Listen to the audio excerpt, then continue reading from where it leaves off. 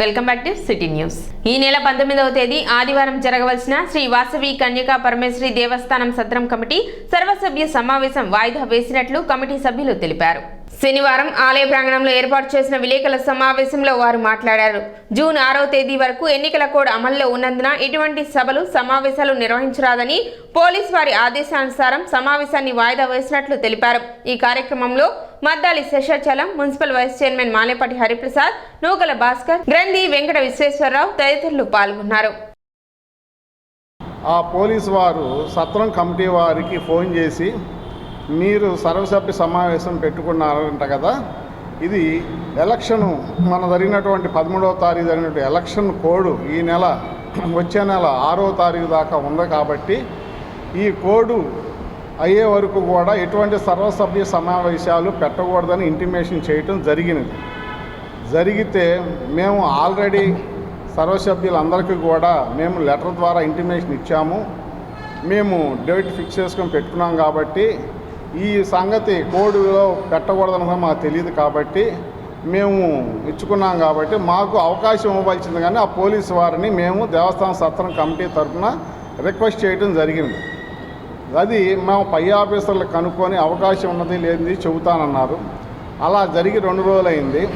ఇవాళ మాకు నోటీసు ఇవ్వడం జరిగింది.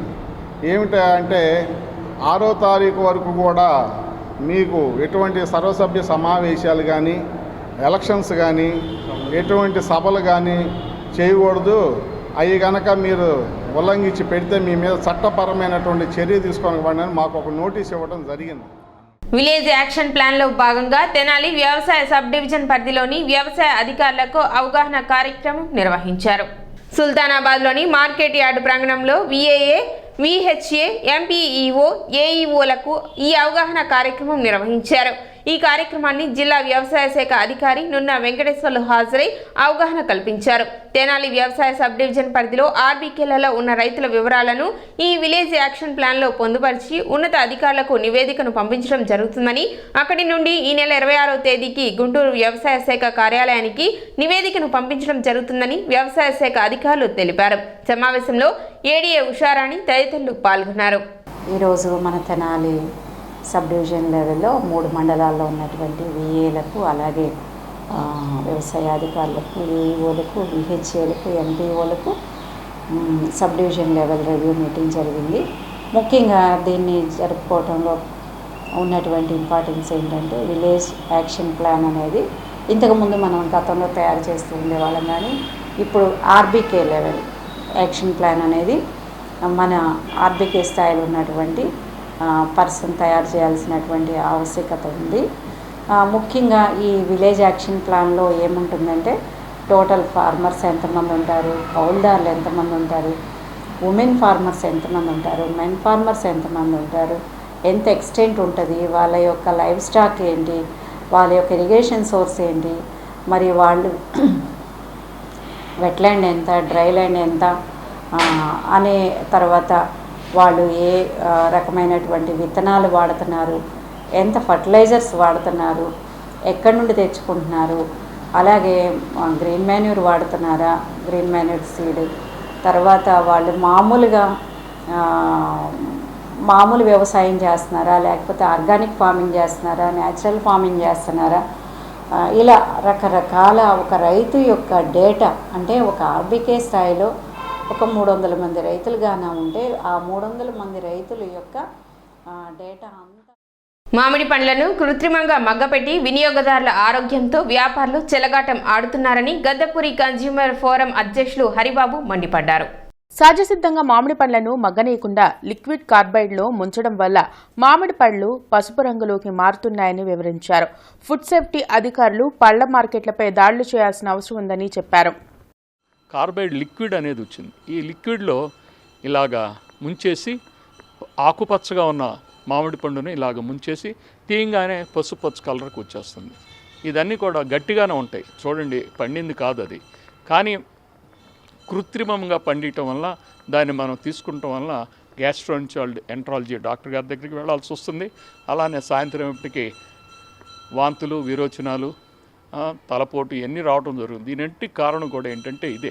వరల్డ్ హెల్త్ ఆర్గనైజేషన్ రిపోర్ట్ ప్రకారం 500 మంది మన గుంటూరు జిల్లాకి ఇన్స్పెక్టర్లు ఉండగా మన దౌర్భాగ్యం 45 మంది మన ఆంధ్రప్రదేశ్ మొత్తానికి ఉన్నారు.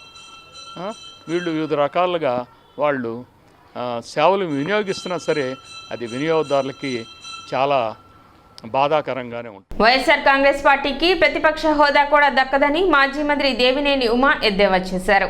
మంగళగిరిలోని టీడీపీ కేంద్ర కార్యాలయంలో మాజీ మంత్రి దేవినేని ఉమా మీడియాతో మాట్లాడారు. వైసీపీ కార్యకర్తలను, ప్రజలను మభ్యపెట్టేలా సజ్జల మాట్లాడుతున్నారని విమర్శించారు. కూటమి అధికారంలోకి రావటం ఖాయమన్న దేవినేని ఉమా అరాచకాలకు కారకులైన నాయకులు, అధికారులు మూల్యం చెల్లించక తప్పదని హెచ్చరించారు. ఇవాళ పెద్ద ఎత్తున ప్రజల్లో తిరుగుబాటు వచ్చింది. ఆ తిరుగుబాటు ఫలితమే జనసునామీ.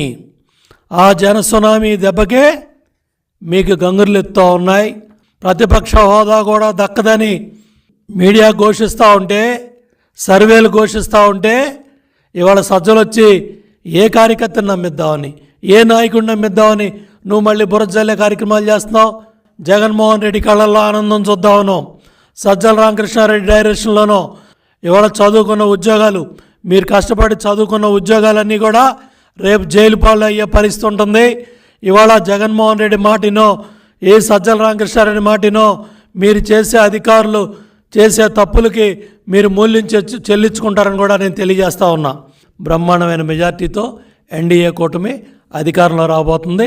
చంద్రబాబు నాయుడు గారు ముఖ్యమంత్రి అవగానే మీరు చేసిన పాపాలు, మీరు చేసిన దుర్మార్గాలు, మీరు చేసిన కుట్రలో మీరు దోచుకున్న దోపిడీ అంతా కూడా కక్కిస్తారు. సిటీ న్యూస్ ముగించే ముందు ముఖ్యాంశాలు మరోసారి.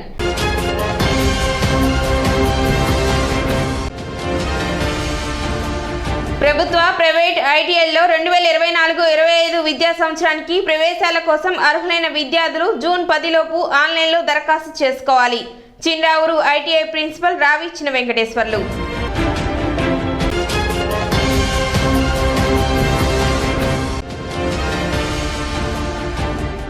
త్వరలో ఆంధ్రప్రదేశ్లో మల్టీప్లెక్స్ థియేటర్లు సైతం మూతపడే అవకాశాలు ఉన్నాయని ఆందోళన వ్యక్తం చేసిన మూవీ ఆర్టిస్ట్ అసోసియేషన్ ఆంధ్రప్రదేశ్ వ్యవస్థాపక అధ్యక్షులు సినీ దర్శకుడు దిలీప్ రాజా.